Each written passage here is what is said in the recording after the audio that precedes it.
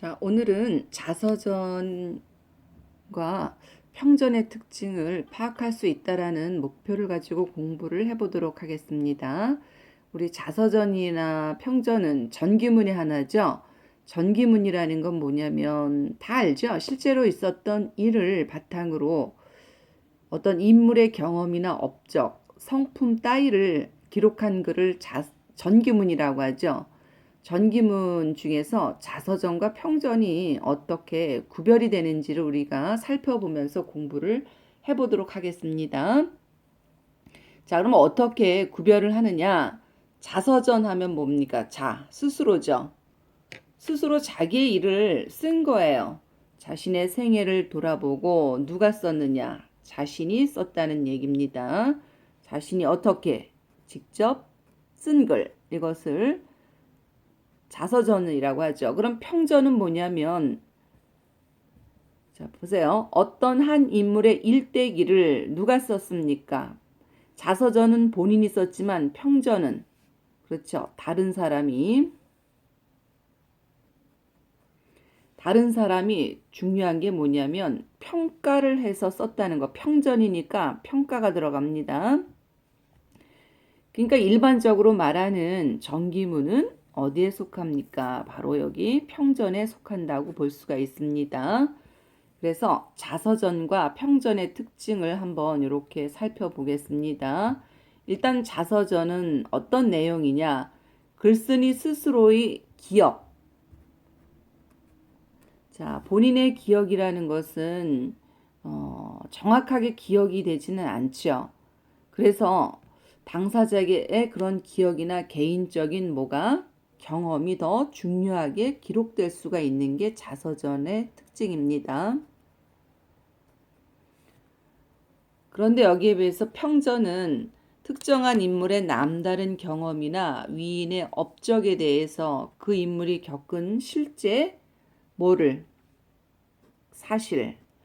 그래서 사실을 바탕으로 하는 게 평전이라고 한다면 기억이나 경험에 의존하는 것이 자서전입니다.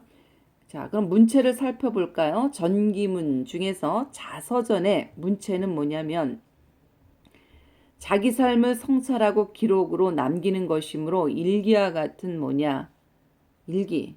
개인적인 일이죠. 그러니까 주관적인 감정 표현이 많은 것이 자서전이고요. 이에 비해서 평전은 다른 사람의 일생을 다룬 그런 글이기 때문에 신빙성이라는 게 뭐예요? 믿을 수 있는 거죠. 믿을 수 있는 거. 믿을 수 있는 자료를 수집한 다음에 그것을 바탕으로 해서 글을 씁니다. 그래서 자, 주관적일까요? 객관적일까요? 신빙성 있는 자료를 가지고 쓰니까 그렇죠? 객관적인 문체로 표현이 된다는 거. 자, 그러면 자서전의 대상은 뭐냐? 존경받을 만한 위인이 아니라 할지라도 자기 걸 쓰는 것이니까 그렇죠? 누구든지 쓸 수가 있습니다. 여러분들도 여러분의 자서전을 쓸 수가 있죠. 자, 그런데 자신의 과거를 되돌아보며 글을 쓴다는 점에서 뭐와 비슷하냐면 회고록하고 비슷해요. 그럼 회고록하고 자서전의 공통점은 뭐냐? 과거를 되돌아보면서 쓴다.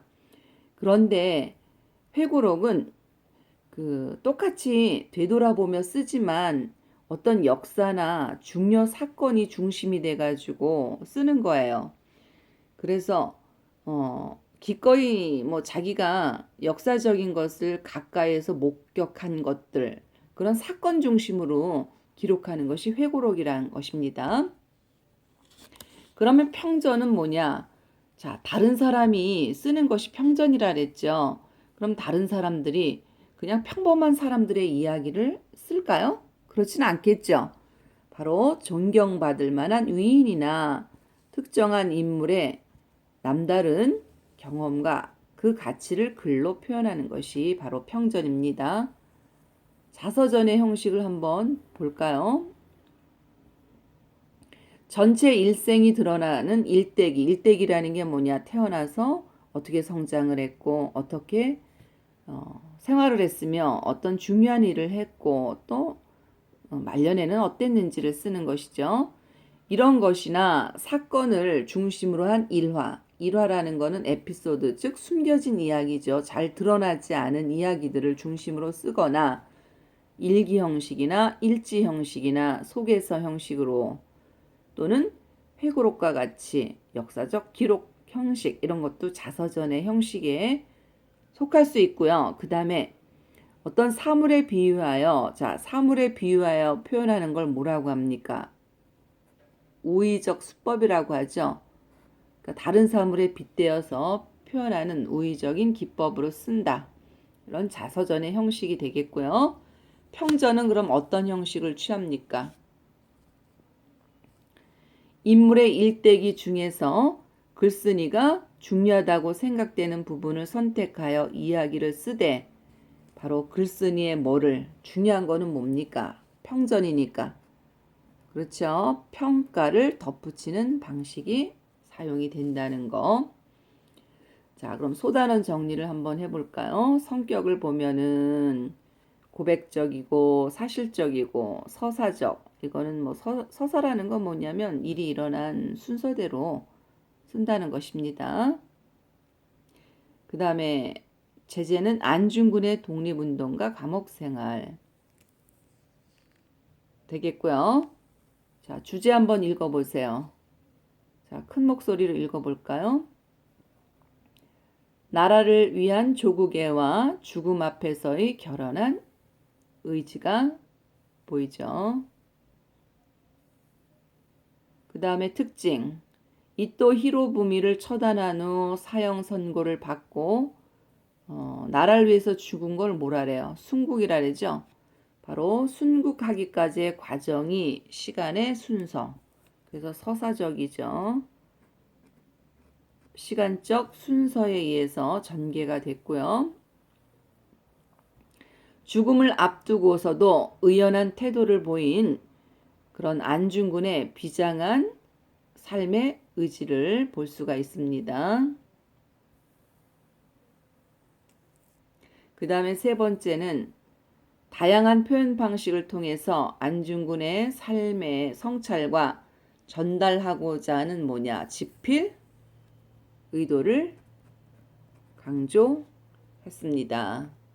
자, 일단 아는 것이 힘의 내용과 소단원 정리를 공부해 봤습니다.